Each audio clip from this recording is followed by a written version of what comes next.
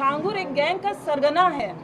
Gang का सरगना सारे काम को एग्जीक्यूट नहीं करता है, वो जो उसके अंदर में काम करते हैं वो करते हैं। इसमें गैंग के जो सक्रिय सदस्य हैं वो काम करते हैं। सरगना पकड़ा गया है। अगर आप उस प्लेस पे जाएंगे, पूरी बिल्डिंग को जमींदोज नहीं किया गया है। छांगुर पीर बाबा से मेरी वर्ष 2019 में मुलाकात हुई थी चांद औलिया दरगाह में, जहाँ पे मैं गई थी। वहाँ का माहौल ही बड़ा अजीब था। वहाँ सिर्फ महिलाएं थी, उनका ब्रेन वॉश किया जा रहा था, उनको डाइवर्ट किया जा रहा था। छांगुर एक गैंग का सरगना है। गैंग का सरगना सारे काम को एग्जीक्यूट नहीं करता है, वो जो उसके अंदर में काम करते हैं वो करते हैं। इसमें गैंग के जो सक्रिय सदस्य हैं वो काम करते हैं। सरगना पकड़ा गया है। अगर आप उस प्लेस पे जाएंगे, पूरी बिल्डिंग को जमींदोज नहीं किया गया है। आधी ही बिल्डिंग को तोड़ा गया है जो इलीगल थी, बाकी को नहीं तोड़ा गया है। मीडिया के जरिए से मुझे पता चला है कि आधी बिल्डिंग तो खड़ी है यूं ही। और किस पीड़िता को न्याय मिला है? ये खेल आज से नहीं चल रहा, बहुत पुराना चल रहा है। अगर इसमें कुछ नाम लिए जाएंगे, कुछ की अरेस्टिंग होगी, तो ये 40 साल पुराना खेल निकलेगा, जो सबूत के साथ मिलेगा आप सबको। जिसमें मेरे पास जो आया था लड़का, उसका नाम अमित था। उसका असली नाम था अबू आमिर अंसारी। उसने अपने आप को अमित इंट्रोड्यूस किया था, और अमित की पूरी फैमिली मुझसे मिली थी। उसकी पूरी फैमिली हिंदू इंट्रोड्यूस करके मिली थी मुझसे।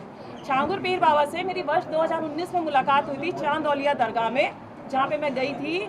वहाँ का माहौल ही बड़ा अजीब था। वहाँ सिर्फ महिलाएं थी, उनका ब्रेन वॉश किया जा रहा था, उनको डाइवर्ट किया जा रहा था। क्योंकि मैं इस परिवार के बीच में रही हूँ, तो ये जो रेट लिस्ट आप देख रहे हैं आज जारी हुई है, ये रेट लिस्ट मुझे वहीं से पता चली थी कि कैसे रेट तय होता है, किस तरह से इसको एग्जीक्यूट किया जाता है, कैसे फंडिंग आती है, हवाला के जरिए कैसे पैसा आता है।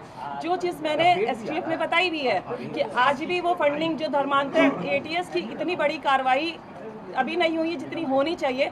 मुकदमा पंजीकृत होने के बाद 2 धर्मांतरण और कराए गए हैं, जिसकी जानकारी एटीएस को है ही नहीं। प्रशासन इस लेवल की जांच कर रहा है। आप एफआईआर उठा के देखो, जिसमें 9 नामजद हैं, लेकिन 4 की गिरफ्तारी होती है। एफआईआर कब की है? नवंबर 2024 की। और गिरफ्तारी कब होती है? अप्रैल में। कुछ गिरफ्तारी कब होती है? अभी 5 तारीख को। क्यों सिर्फ 4 लोगों की गिरफ्तारी, 9 नामजद, और उसके अंदर ना जाने कितने नाम। अगर गिरफ्तारी का आंकड़ा निकाला जाएगा ना, तो 40 से 50 ऊपर पहुंचेगा, उससे कम नहीं रहेगा। और छांगुर के द्वारा 5000 से ऊपर लड़कियों का धर्मांतरण कराया जा चुका है। और जिनसे मैं पीड़ित हुई हूँ, उनके फादर अबू हुरैरा अंसारी द्वारा 10 से ऊपर धर्मांतरण हो चुका है। अगर उनको जब तक पकड़ा नहीं जाएगा, ये खुलासे पूरी तरह से नहीं होंगे। ये कार्रवाई जो आप सब छांगुर देख रहे हैं ना, 50% की कार्रवाई है।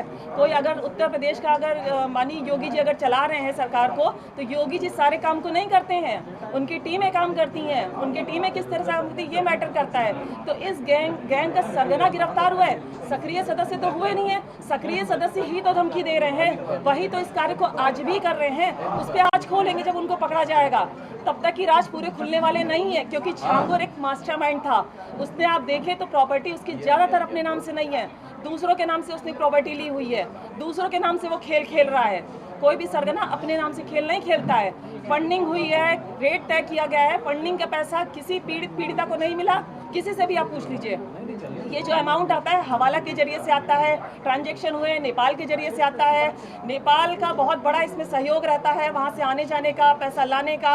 हवाला के जरिए से लखनऊ के अंदर मैंने जगह बताई है एसटीएफ को, किस जगह से पैसा आता है, कहाँ से लिया जाता है, कैसे ट्रांजेक्शन किया जाता है, कैसे डिस्ट्रीब्यूट किया जाता है। मैंने पूरी डिटेल उनको दी हुई है। और पैसा किसी पीड़िता को नहीं मिलता है, पैसा इनको मिलता है। जो गैंग का सरगना है वहाँ से डिस्ट्रीब्यूट होता है उनके पास। जो लड़के लड़कियां मुस्लिम है, जो इनके धर्मांतरण के काम को करते हैं, उनको पैसा दिया जाता है। किसी को पैसा नहीं मिलता है, किसी पीड़िता को पैसा नहीं मिलता है। अब आपको कोई और सवाल है तो पूछ सकते हैं। आपने एक और पीड़ित क्यों बचे? एक और पीड़ित बचे, एक और पीड़ित बचे, लास्ट बचे भाई, लास्ट बचे। देश में मैं कहना चाहती हूँ, सबसे ज्यादा जो हमें जरूरत है, सुरक्षा की जरूरत है, आर्थिक सामाजिक सुरक्षा की जरूरत है। अगर हमें ही कुछ करा दिया जाएगा तो ये बताइए, आज जो हम यहाँ पे बैठे हैं, जो आप लोग यहाँ पे आए हैं, कौन इनको लेकर आएगा? हमें ये बताइए, कोई लेकर आएगा क्या? कोई किसी को नहीं लेकर आएगा।